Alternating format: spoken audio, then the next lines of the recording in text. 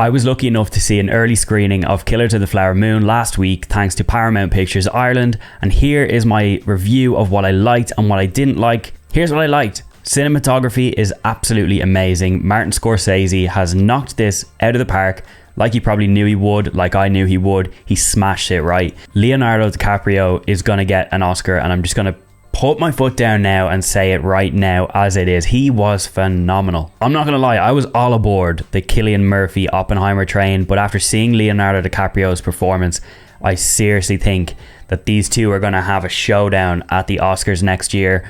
And personally, at this moment in time, maybe I need to rewatch them both. But right now, I think Leo deserves that Oscar. He was phenomenal. His emotions, his line delivery, his presence on screen. You probably know this. He's a phenomenal actor. But I was actually just blown away by how good he was.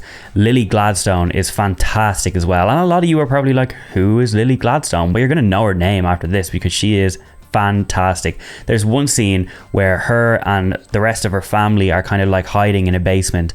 She finds out some news on the steps of those basement stairs, and just the way she performed in that scene, I seriously was like, wow, this girl has range. She was insane. I loved her character development. I loved her power on screen. Everything about her was just fantastic. Robert De Niro as well. He is kind of like the villain in this movie, and I loved him.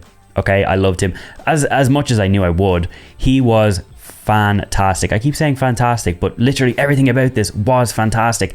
And as much as De Niro did an amazing performance, I don't think it was as good as Gladstone and as DiCaprio, but he's just very nearly at that same level with them. I think these three main characters smashed it, and they really are all in contention for award season next year. I can feel it already. And then I get to my cons section, and I have nothing bad to say about this movie other than one thing.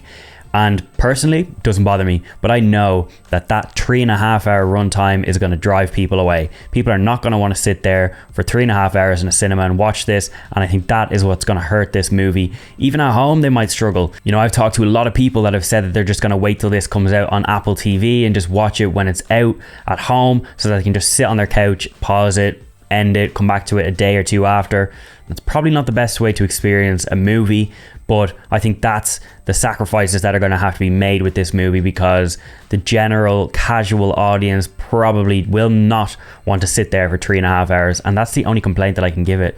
So overall, I have to give Killers of the Flower Moon a 9 out of 10, 4.5 stars. I was really debating giving it a 10. I really was. I need to give it a 9 on the pure consensus that I do think there was some little parts that could have come out to bring that runtime down. As I said, it didn't bother me too much, but I know that it does kind of impact the overall package of the movie. So Killers of the Flower Moon is out this Friday, October 20th. If you're going to go see it, let me know below. Do you plan on waiting until it's on Apple TV, or do you want to go see it in the cinema this weekend or beyond? Let me know, but trust me, it's really, really good, really worth it. If you sat through Oppenheimer and you were able to get through it, then you will absolutely get through this, so don't let it put you off. Fantastic movie all across the board. Killers of the Flower Moon. Can't wait to rewatch it myself.